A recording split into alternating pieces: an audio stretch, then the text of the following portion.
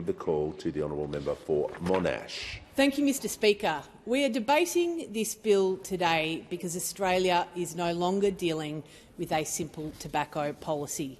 We are dealing with a national crime crisis, a crisis that is making Australians feel unsafe in their own homes, unsafe in their communities and unsafe in their workplaces. And the tragedy is this. These are not the consequences of some unforeseeable external shocks.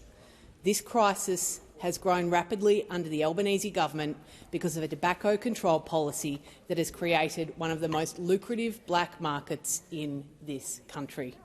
A black market controlled by organised crime. A black market that is no longer hidden in the shadows. It is exploding in suburban shopping strips. It is spilling into family neighbourhoods, and innocent Australians are paying the price. Today, the victims are mums, they are young workers, they are small business owners, immigrants who moved here for a better and safer life, children and ordinary families who had absolutely nothing to do with organised crime. A 27-year-old woman, Katie Tangi, lost her life after a house linked to the tobacco wars exploded into flames. Think about that for one moment, Madam Deputy Speaker. A young woman dead, her family shattered, their lives destroyed, all because the offenders targeted the wrong house. And yet this government is still pretending this is just a regulatory issue. In Bega, a 19-year-old girl working a night shift at a rural service station allegedly had a handgun pointed at her while cigarettes and cash were stolen. A teenager going to work, doing her job. Somebody's daughter trying to earn a living, now impacted for the rest of her life. Australians expect their kids to go to work and return home safely. They don't expect their life to be threatened over a pack of 20s. In Altona, residents living just doors away from a targeted tobacco store had to flee for safety as fire tore through the building.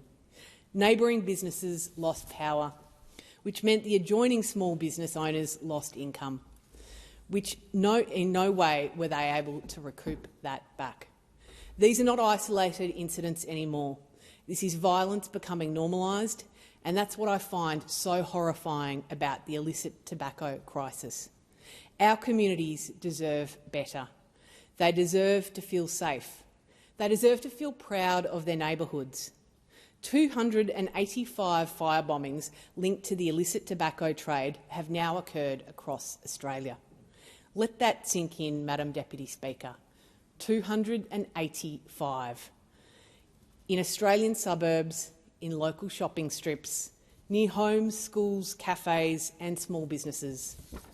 And every single one of those attacks has victims. The proceeds of these crimes are funding bikie gangs, criminals and terrorists. And they've never had it better under this illicit tobacco crisis and this high excise regime. My own interest in this issue began around 6 months ago after the ram raiding of a small family-owned grocery store in Longwarry, a great little town in my electorate of Monash. The owners had done nothing wrong. They refused to be threatened by a criminal gang. They paid a price for that. And this is wrong. The Albanese government continues to speak about public health while communities are being terrorised by the criminal empire their policy settings have helped create. Because the reality is this. When you create a market worth billions of dollars, criminals will fight for control of it.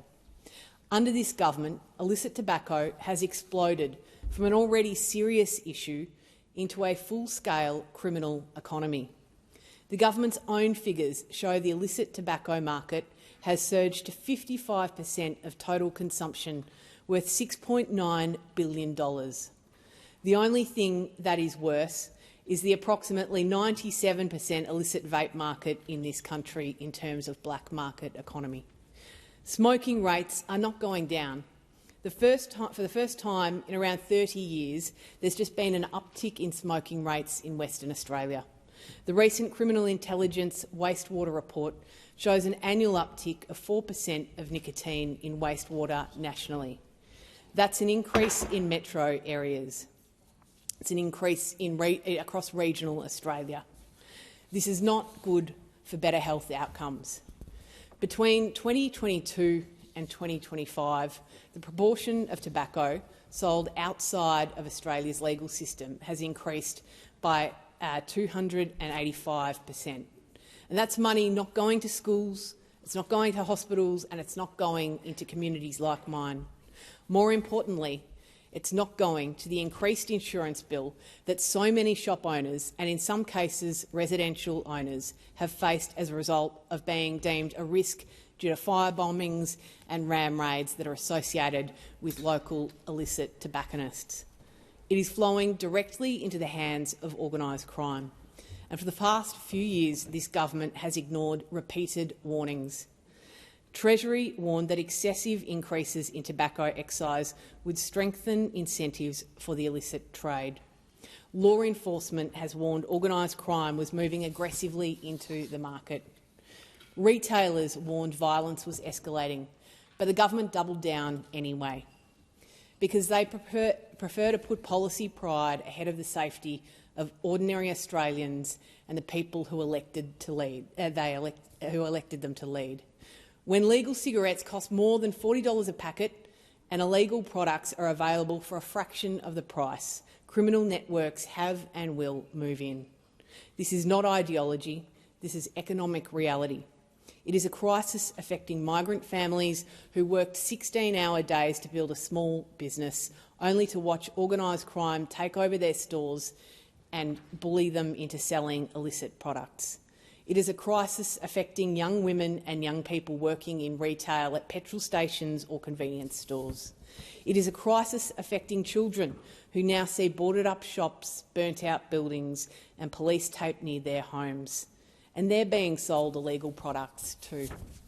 Australia is becoming less safe because this government has refused to confront the consequences of its own failed policy settings.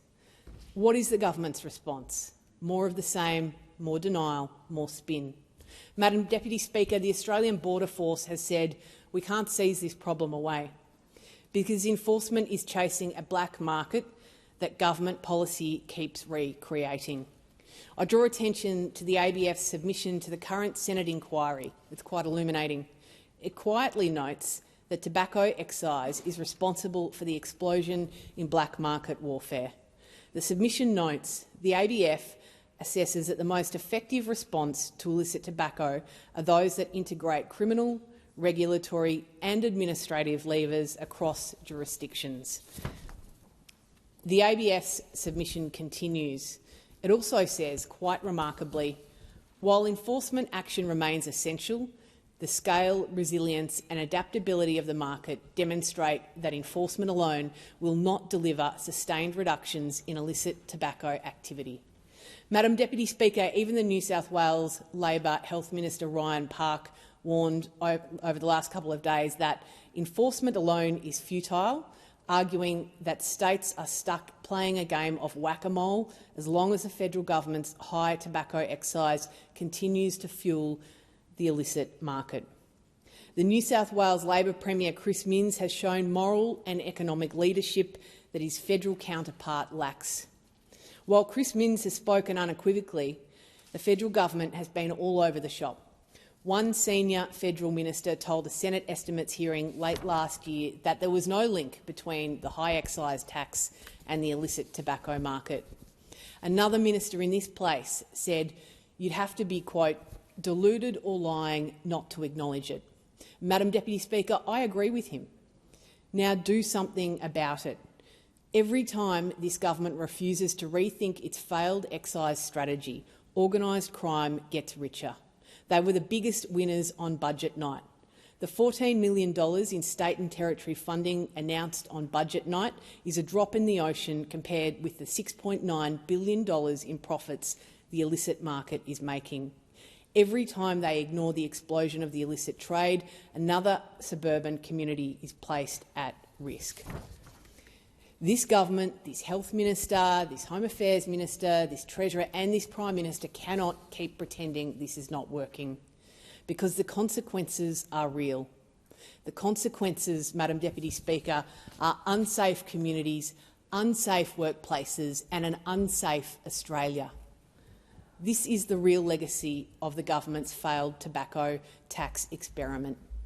And unless Australia fundamentally changes course, we risk entrenching a permanent criminal economy that undermines public safety, prioritises the coffers of organised crime and leaves everyone across our community, everyday Australians, paying the price. The government's failure is revealed by this budget's figures as well. The extraordinary revenue downgrades have laid bare how Tuesday's budget is exposed and the government's failed approach to tobacco control policy is not working. No one believes the revenue has disappeared because people have stopped smoking. It's because consumers have opted out of paying tax on the government's sky-high tobacco excise by switching to cheap smokes supplied by organised crime. It's a decision they've made not because they want to, but because they are compelled to in an extreme cost of living environment. The revenue forecasts over the forward estimates also show that Treasury itself does not believe the government's enforcement-only approach will be successful in regaining control over the tobacco market, which will see continued downgrades as far as the eye can see. That is the reality confronting this parliament today. I want to commend the intervention on this by people who are prepared to show leadership. The New South Wales Premier Chris Minns yesterday called again on his national counterpart to cut the tobacco excise tax. And I want to mention some medical professionals as well. Dr Nick Coatsworth, former Commonwealth Deputy Chief Medical Officer, has said Australian smokers are being forced by tax policy into funding organised crime, and all the while cheap cigarettes are available to a now growing group of smokers. Coatsworth calls this disastrous public health policy. And I should note Dr Coatsworth is a respiratory specialist as well. Or Dr Ed Jagasothi, who's a senior researcher at the School of Public Health, the University of Sydney, who says the Commonwealth can maintain its position only by denying basic market economics. Tax reduction might not work perfectly, but neither will the status quo. So too General Practitioner Dr Colin Mendelsohn, who has worked for 40 years helping smokers quit. Or another GP, Dr Joe Kosterich, who says the high excise is counterproductive to reducing smoking rates and simply fuelling the black market. I have spoken to many GPs over the last 6 months, Madam Deputy Speaker. Their interest in the issue of illegal tobacco has been motivated by their patients, the patients who want to quit smoking, the patients who are wearing the consequences through asthma, emphysema and cancers. They believe harm reduction is a far better option than effective prohibition, taxing people who are often in a low socio-economic category, who are already staring at an electricity bill stuck to their fridge, wondering how they're going to pay it at the same time as buying groceries. Why are we punishing them and their children? We should be helping them through harm reduction like education and a regulated framework, dare I say, for legal vapes. The overtaxing of poor working people in this country through an exorbitantly high tobacco excise is a great moral injustice set upon them by a party that is supposed to exist in this place to stand with them. There's a moral piety from the government on this issue. It should be confident enough to argue the merits of its case alone. My motivation is to stand up for the retail staff and small business owners in my electorate who have been physically attacked, ram-raided or live in fear. This goes back further than that as well.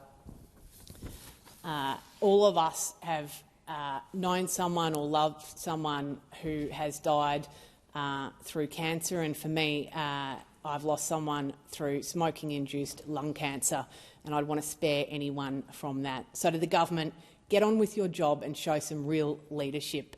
The Coalition will support this bill, but it is too little, too late and does not deal with the real issues at hand.